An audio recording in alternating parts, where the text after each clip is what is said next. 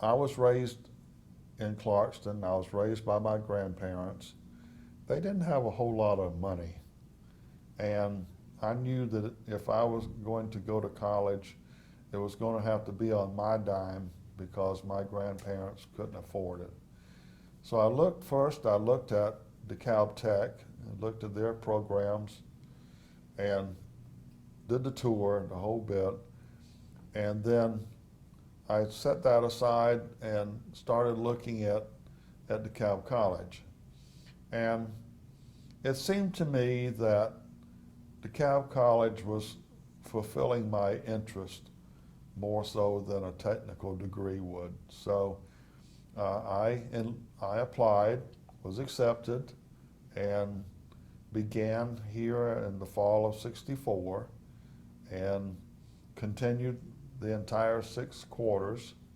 Of course, we're on the quarter system back then, and graduated in June of 1966 in the first graduating class.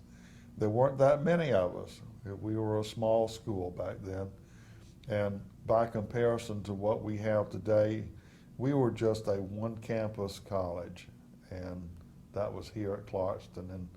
But it was a very dynamic school because Jim Cherry, our DeKalb County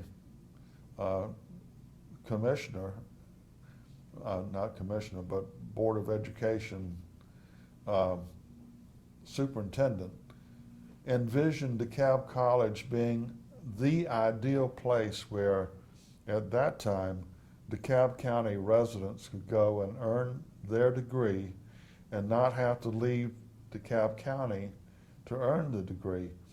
And he made sure that we could afford coming to school here. So I was able to pay for every quarter of my work here, buy my books, pay tuition.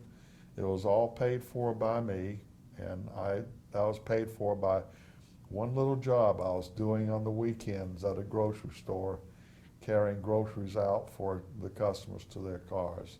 What grocery store was that? It was called Big Apple, and I worked at number 62 over on North Decatur Road at Scott Boulevard in that little shopping center. I think Walmart's going in there now, but that was Big Apple number 62, and I made a lot of money in tips.